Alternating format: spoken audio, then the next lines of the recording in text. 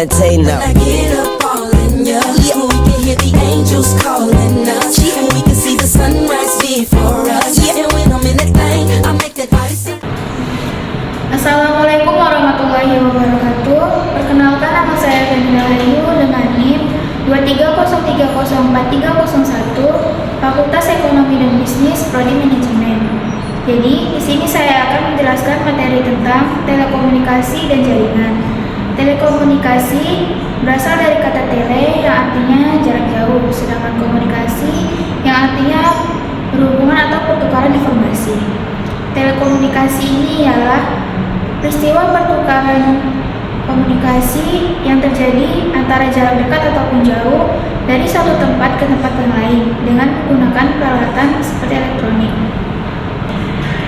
Yang berikutnya ialah ada dua sisi sistem telekomunikasi. Yang pertama ada pengirim informasi, yaitu perangkat elektronik yang menghubungkan gelombang radio dengan antena. Yang kedua ada penerima informasi, yaitu menjaga keamanan informasi setiap saat. Selanjutnya ada fungsi sistem telekomunikasi. Yang pertama yaitu transmitting device, berfungsi menyampaikan informasi dari satu tempat ke tempat yang lain, baik dari jarak dekat ataupun jauh. Yang kedua ada connecting device yang berfungsi menghubungkan perangkat sehingga pengguna dapat menghubungi pengguna lainnya. Yang ketiga ada terminal, yaitu perangkat yang mengubah informasi asli suara manusia atau suara lainnya. Selanjutnya ada media telekomunikasi, merupakan semua alat untuk memproduksi, mendistribusikan, serta memperluas dan menyampaikan informasi. Berikutnya ada materi tentang internet, intranet, dan externet. Internet singkatan dari Interconnection Network, merupakan kumpulan dari jaringan-jaringan komputer yang terhubung di seluruh dunia. Mengapa jaringan-jaringan komputer tersebut harus saling terhubung? Karena internet ialah lautan data dan informasi dalam sedikit urunan dapat mempercepat dan mengubah gaya hidup kita. Selanjutnya ada intranet, ialah sebuah jaringan yang bersifat privasi atau tertutup, biasanya terdapat di dalam organisasi ataupun perusahaan-perusahaan untuk menjaga data agar tetap aman.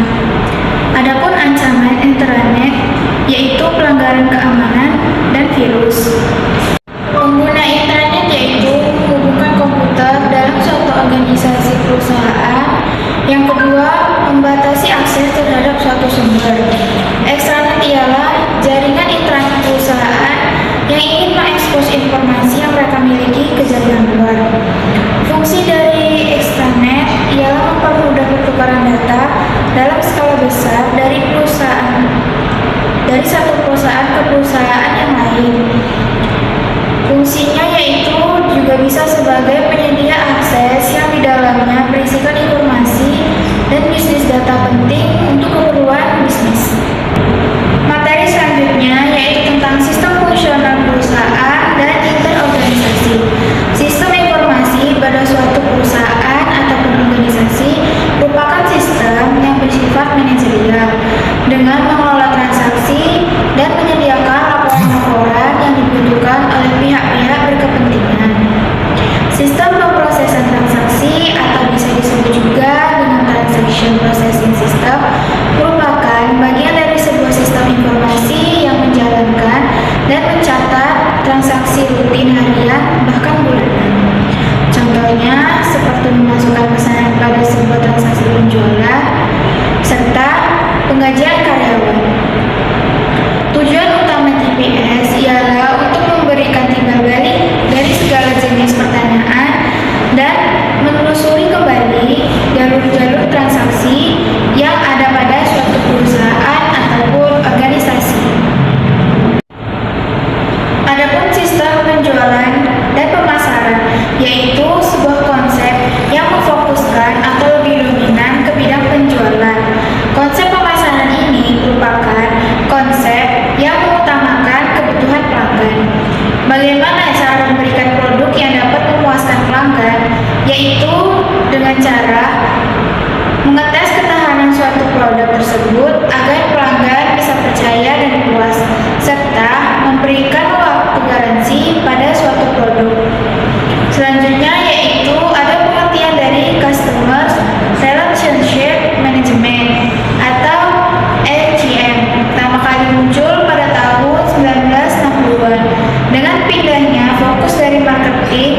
berpindah dari promosi barang dan jasa pada jangka waktu pendek. CRM merupakan sebuah teknik dan promosi yang dirancang untuk mendapatkan dan menjaga dari bekerja sama dengan para pelanggan. Materi selanjutnya yaitu tentang e-commerce. E-commerce ialah proses pembelian dan penjualan atau pertukaran produksi yang merupakan aplikasi transaksi bisnis dan alur kerja. Selain sebagai sarana membeli dan menjual suatu produk, orang yang menggunakan internet sebagai sumber informasi untuk membandingkan harga atau melihat produk terbaru yang ditawarkan sebelum melakukan pembelian online ataupun di toko tradisional. Berikut ini ialah jenis-jenis e-commerce. Yang pertama ada business to business.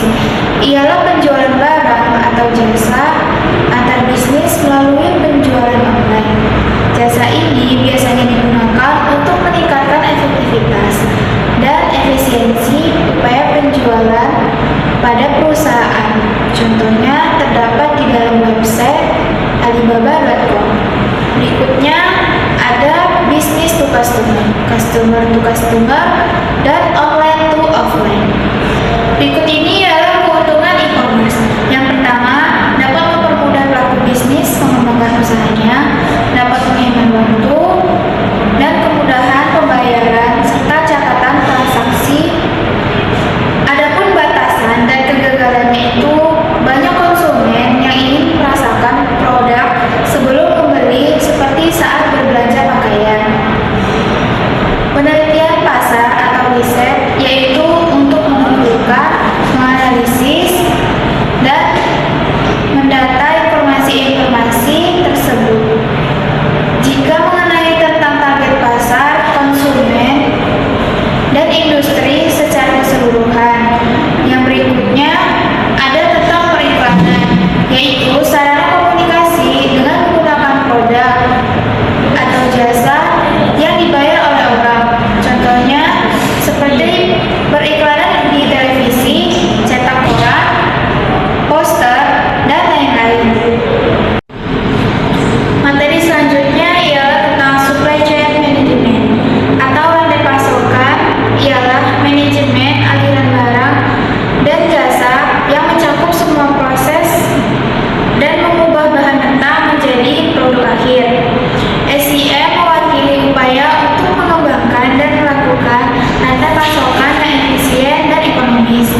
Cara kerja SIM yaitu mengendalikan atau menghubungkan produksi, pengiriman, dan distribusi suatu produk secara terpusat.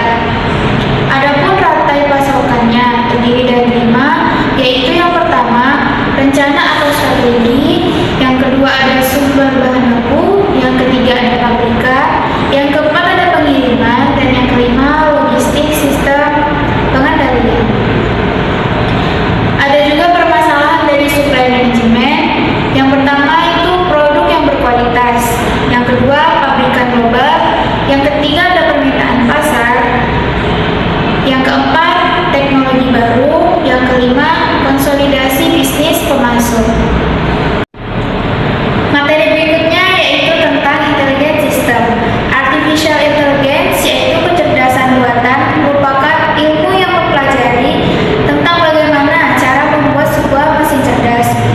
Sistem cerdas ini ialah mesin dengan komputer tertanam yang terhubung ke internet, yang memiliki kapasitas untuk mengumpulkan dan menganalisis data serta berkomunikasi dengan sistem lain. Kecerdasan buatan AI ialah simulasi proses kecerdasan manusia oleh mesin, terutama sistem komputer. Adapun jenis artificial intelligence yaitu mesin reaktif, memori terbatas, teori pikiran, serta kesadaran diri. Berikutnya